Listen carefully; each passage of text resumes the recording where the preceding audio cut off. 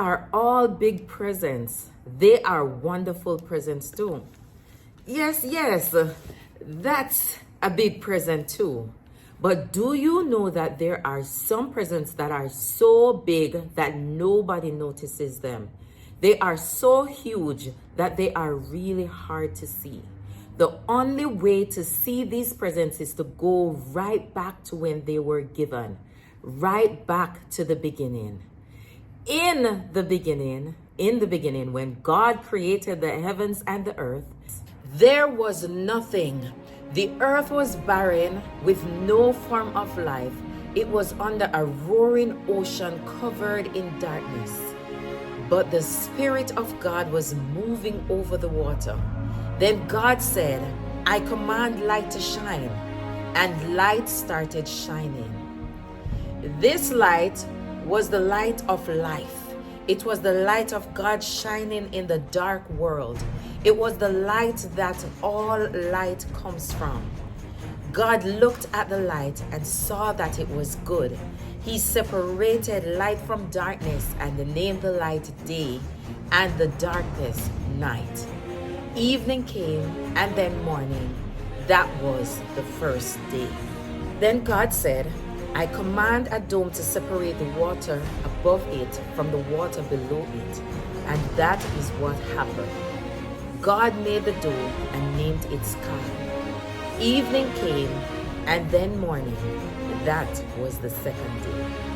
And then God said, I commanded the water under the sky to come together in one place, so there will be dry ground. And that is what happened. God looked at what he had done and saw that it was good. Evening came and then morning. That was the third day. And then God said, I command lights to appear in the sky to separate the day from the night and to show the time for seasons, special days and years. They will shine in the sky to give light to the earth, and that is what happened.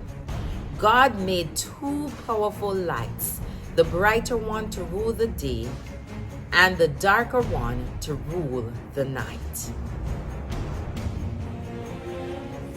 He also made the stars.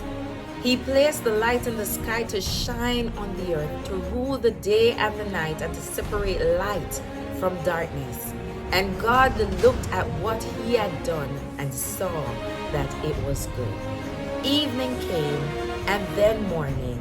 That was the fourth day. And then God said, I command the sea to be full of living creatures and birds to fly in the air. And that's what happened.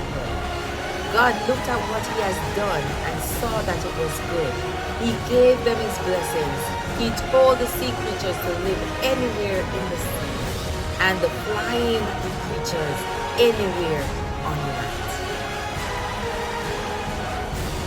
Evening came and then morning, and that was the 15th. And then God said, I command the earth to give life to all kinds of tame animals, wild animals and reptiles. And that is what happened.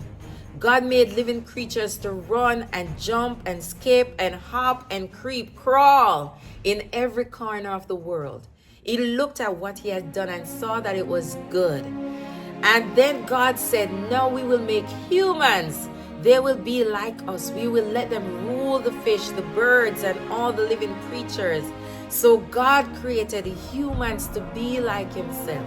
He made people and breathed his life into each one of them.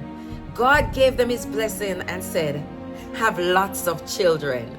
Fill the earth with the people and look after the land. Take care of the fishes in the sea, the birds in the sky, and every animal on the earth.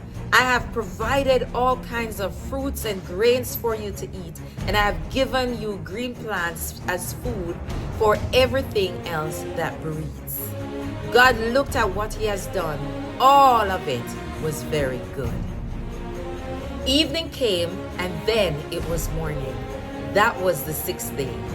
So the heavens and the earth and everything else was created. By the 7th day, God had finished his work. God blessed the 7th day and made it special because on that day he rested from his work. On this day, people go to different places to remember the great gifts. Only you know what you would put there for your favorite place to remember. It might be in your garden by a tree, in a church, or in your bedroom. It might be in the mountains or by the ocean or a lake. I don't know where your place is, only you know.